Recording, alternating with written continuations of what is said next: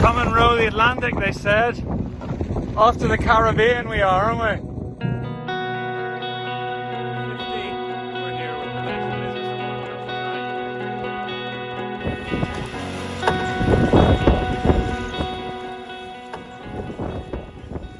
I'm a travel blogger from Ireland. I've been on a goal to try to become the first person in history to visit every country, climb the 7 summits, which is the highest mountain on each continent, and reach the North Pole and South Pole. And I'm almost finished that.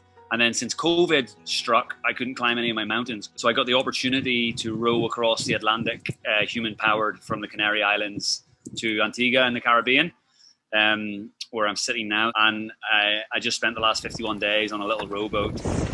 Oh, we left the Atlantic and we didn't have any of this kind of weather, and we arrived in the bloody Caribbean and it's like Ireland all over again. There's 4 of us on the boat, so there's two people rowed together and 2 people rested together. And my row partner was an older guy, Martin. So I sat at the front and Martin sat behind me, and really lovely guy. Obviously there's 24 hours in a day. The way it works is you row for 2 hours and then you get 2 hours off, and then you row for 2 hours and you get 2 hours off, 24 hours a day. With your 2 hours off, you have to tend to all your wounds, you have to prepare the cabin, you have to prepare your food, and then you maybe get, if you're lucky, 45 minutes sleep. So the longest you get to sleep at any time is 45 minutes for 51 days. The early bit, there was dolphins every day. And then normally you hope to see whales or boats, but we went, I think, almost 4 weeks in the midpoint where we didn't see anything. Not a dolphin, not a fish, not a bird, not another boat, just ocean for almost 4 weeks. Signed up for this row thinking that it would be a physical challenge, and what I had accidentally signed up for was a 51-day self-reflection, introspective challenge. The first 3 or 4 weeks were the worst 3 or 4 weeks of my life. Just so down every day, like in tears and stuff. I'm not that kind of guy.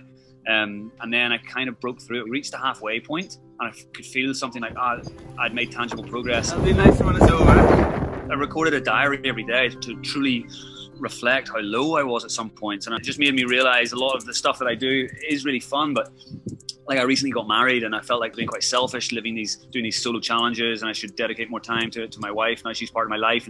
Things like this that I hopefully take forward and I've learned something from. 4 nautical miles away from Antigua. The sun is setting for the last time on our journey, and you can see it in the distance. Even though it's the hardest thing I've ever done, it's also a real privilege to have the opportunity to do it, because you never get a chance to have weeks and weeks and weeks to think about yourself and your life and who you are. And yeah, I found it quite transformative.